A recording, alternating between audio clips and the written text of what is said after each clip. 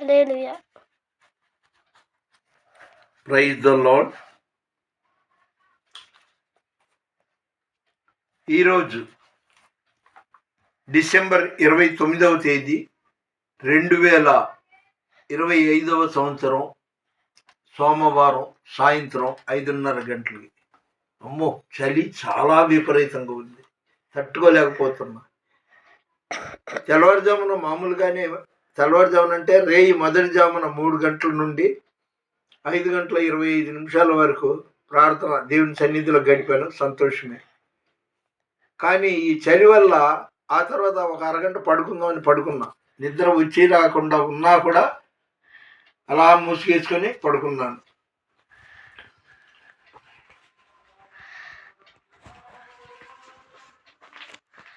స్తోత్రం స్తోత్రం స్తోత్రం స్తోత్రం స్తోత్రం స్తోత్రం స్తోత్రం స్తోత్రం స్తోత్రం స్తోత్రం స్తోత్రం స్తోత్రం స్తోత్రం స్తోత్రం స్తోత్రం స్తోత్రం. సర్వాంగ సుందరా సద్గుణశీలుడా యేసయ్యా నీతో సియోనులో చూచేదా. సర్వాంగ సుందరా సద్గుణశేఖరా యేసయ్యా నిన్ను సియోనులో చూచేదా.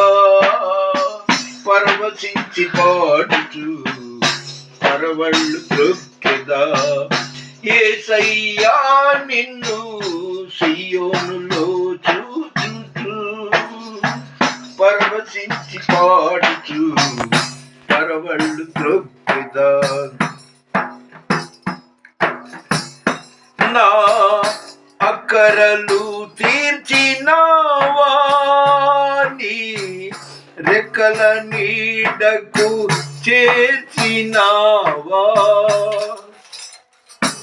నా అక్కరలు తీర్చినావా, నీ రెక్కల నీడను చేర్చినావా. నా అపజయాలన్నిటిలో యెహోవా నిస్సివై నాకు జయధ్వజమైతివా. నా అపజయాలన్నిటిలో యెహోవా నిస్సివై నాకు జయధ్వనివైతివా. సర్వాంగ సుందరా సద్గుణశేఖరా యేసయ్యా నిన్ను సియోనులో చూచేదా. పరవశించి పాడుచు పరవళ్ళు త్రొక్కెదా. హల్లెలూయా హల్లెలూయా హల్లెలూయా. ఈరోజు దేవుడు నాకు ఇచ్చిన వాగ్దానం యెషయా 44వ అధ్యాయం 21వ వచనం. నీవు నా సేవకుడవై ఉన్నావు, నేను నిన్ను మరచిపోజాలను. तुम मेरा नौकर है, मैं तुझे नहीं भूलेगा. நீ என்னோட ஊழியக்காரன், உன்னை நான் மறுக்க முடியாது. ఇది దేవుని వాగ్దానం. చాలామంది మేలు జరగాలి, ఇన్నాళ్ళుగా ప్రార్థన చేస్తున్నా, ఏంటి నాకు కలిసి రాలేదు, ఏంటి నాకు అచ్చి రాలేదు అనుకుంటున్నారు. అనుకోమాకండి. నీకు నాకు మతిమరుపు ఉండొచ్చు, లేదా పరిస్థితులను బట్టి మర్చిపోవచ్చు. ఆయన అప్పుడు ఇప్పుడు ఒకటే రీతిగా ఉన్న దేవుడు, నిజమైన దేవుడు. అయ్యయ్యో పాపం, యోసేపు తోడబుట్టిన అన్నలే అతన్ని గోతిలో పడిపోయారు, తర్వాత ఏమో వాళ్ళకి అమ్మేశారు. దేవుడు అసలు ఉన్నాడా? దేవుడు కఠినాత్ముడా? అన్నవాళ్ళు అనుకున్న వాళ్ళు అప్పట్లో ఎంతమంది ఉండి ఉంటారు. మనలో కూడా ఇప్పుడు చర్చికి వెళ్ళినప్పుడు ఈ వాక్యం ఉన్నప్పుడు అలా అనుకునేవాళ్ళు అన్నవాళ్ళు ఉంటారు. అదే విధంగా యోబు యోబు భక్తుడు, అతని వంటి నీతిమంతుడు ఎవరు లేరు. అతని ఆస్తిపాస్తులు సంతానం మొత్తం తుడిచిపెట్టుకుపోయి ఒళ్ళంతా గోక్కోటానికి కూడా స్థలం లేనంత భయంకరమైన హీనమైన దీనమైన జీవితంలో ఉండి కూడా దేవుణ్ణి మరవల. యెహోవా ఇచ్చెను, యెహోవా తీసుకునేను అన్నాడు. అంతేగాని నిజమే ఇంత సంపాదన మళ్ళీ మనం పొందుకోగలమా, ఈ రోగం నా నుండి నయం అవుద్దా లేదా అనుకునేవాళ్ళం, నాలాంటి వాళ్ళని. కానీ ఆయన అలా అనలేదు. అలాగా నీవు నేను ఉందాము. కష్టం వచ్చినా దేవుడే, మంచి జరిగినా దేవుడే, చెడు జరిగినా దేవుడే. ఆయన మనల్ని కాపాడే దేవుడు, కొనకడు, నిద్రపోడు. ఇంకా చాలా ఉంది, కోకొల్లలుగా ఉంది బైబిల్లో. ఏది అసలు దేవుడు ఉంటే మాకు ఈ సమస్యలు ఎందుకు వస్తాయి అని. నాకు తెలిసిన కోటీశ్వరుల కుటుంబం ఉంది.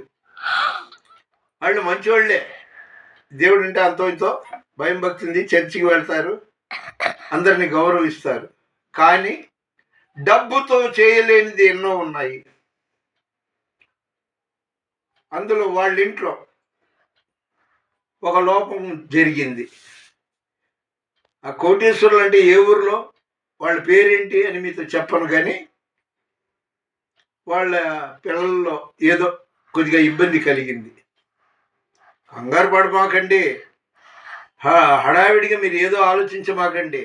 అంటే గ్రహణం మొర్య, మెల్లకన్నా, తొర్రిపన్నా ఏంటి, లేదా మైండ్ లేదా ఆ పిల్లలకి అని అనమాకండి. అందుకే చెప్పాను, ఏ ఊర్లో ఈ విషయం, వాళ్ళ పేరేంటి, వాళ్ళు ఎక్కడ ఉంటారు, వాళ్ళకి ఏమైందని మీలో ఆరాటం బయలుదేరింది. లోకంలో అలాంటి వాళ్ళు ఉన్నారు. డబ్బుతో ఏదైనా చేయగలము అనుకున్న వాళ్ళకి మనం దేవునితో ఉంటే దేవుడు ఏదైనా చేయగలడు అనే ఆలోచన ఉండాలి. ఇప్పటికే మించింది లేదు, పడిపోయిన చోటే నిలబెట్టే దేవుడు ఆయన.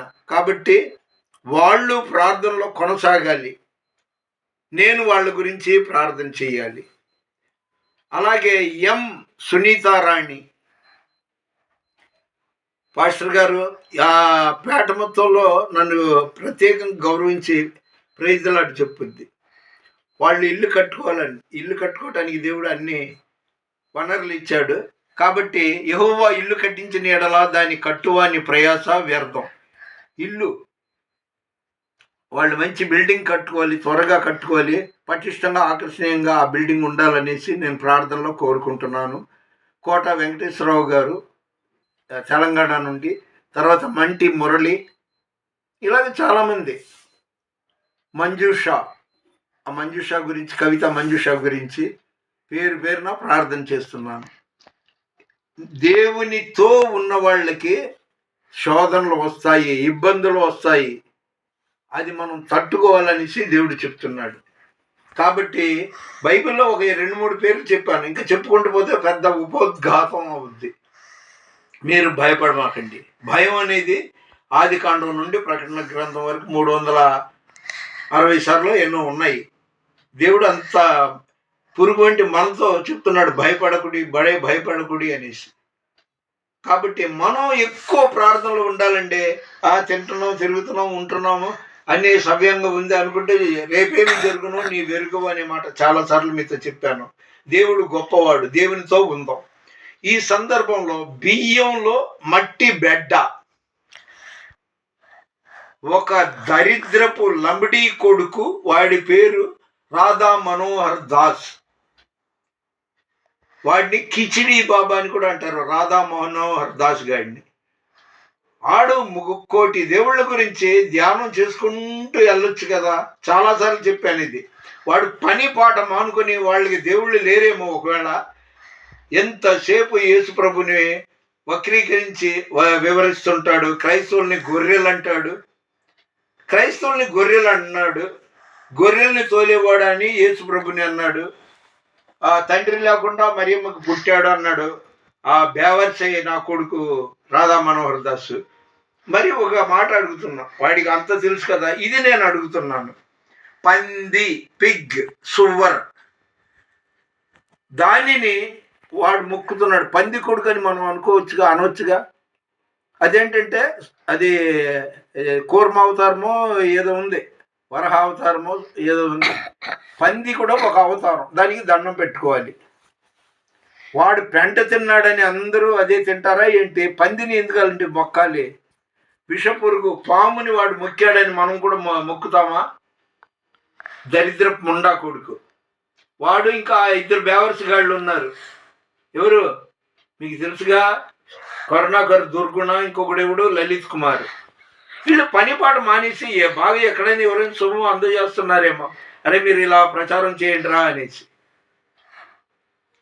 నాకు ఒక్క దేవుణ్ణి మొక్కటానికి టైం చాలట్లా. 4 గంటల సేపు ప్రార్థన చేస్తుంటాను, 1000 స్తుతులు చదువుతుంటాను. అయినా కుచి తీరట్లా, తృప్తి పొందలేకపోతున్నా. అందుకని ఆ బెగ్గర్ కిచిడి బాబా అనబడే రాధా మనోహర్ దాసు యేసు ప్రభుని, బైబిల్ని, క్రైస్తవుల్ని వక్రీకరించి విమర్శిస్తూ తిరగవద్దని అచ్చోసిన ఆబోతులాగా వాటిని క్రైస్తవ్యం జోలికి రాకుండా ఉండాలని కోరుకుంటున్నా. అదేవిధంగా ఒక హిందీ వీడియో చూశాను. పవిత్రమైన క్రైస్తవ దేవాలయంలో వాడెవడో బోడిగుండు, నల్లటి గడ్డం, మీసం ఉంది, నిలువు ఎర్రబొట్టు, హిందీలో ఆ దైవ సేవకుడు పాస్టర్ గారి మీద చేయి చేసుకున్నాడు, వాడి బృందం. ఆ తర్వాత మరుసటి రోజు మళ్ళీ వాడు ఇంకొందరిని వెంటేసుకొని మతోన్మాదుల్ని అదే చర్చిలో దాడి చేశాడు. మరి పోలీసులు ఏం చేస్తున్నారో, ప్రభుత్వాలు ఏం చేస్తున్నారో, ఇది మన విషయం కాదనేది వాళ్ళు అనుకుంటున్నారేమో. ఎలక్షన్లో మాత్రం క్రైస్తవులు, ముస్లింలు, సిక్కులు, పార్సీకులు, హిందువులు అందరి ఓట్లు కావాలి. ఇదేం ప్రభుత్వాలో, ఇదేం పోలీసులో తెలియట్లేదు. చర్య తీసుకోవాలండి. చట్టం తన పని తాను చేసుకుపోతుంది అంటారు. ఎక్కడ యథేచ్ఛగా తిరుగుతున్నాడు బేవర్సి రాధా మనోహర్ దాస్. సరే, క్రైస్తవులకి ఇబ్బందులు వస్తాయని తిమోతి పత్రికలో ఉంది. తర్వాత అదే మత్తయి సువార్త 10:22 అనుకుంటా ఉంది. క్రైస్తవులు అంత్యకాలంలో బాధలు పడతారని ఉంది. నా ప్రియ క్రైస్తవ సహోదరులారా, సహోదరీలారా, అదేవిధంగా నిజ దేవుడైన యేసు ప్రభుని ఆరాధించే వాళ్ళారా, మీరు భయపడమాకండి. దేవుడు మిమ్మల్ని విడవడు, ఎడబాయాడు. మన వినికిడిలో దేవుడు ఈ కొన్ని మాటలు దీవించునుగాక. ప్లీజ్ లైక్ చేయండి, షేర్ చేయండి, సబ్స్క్రైబ్ చేయండి.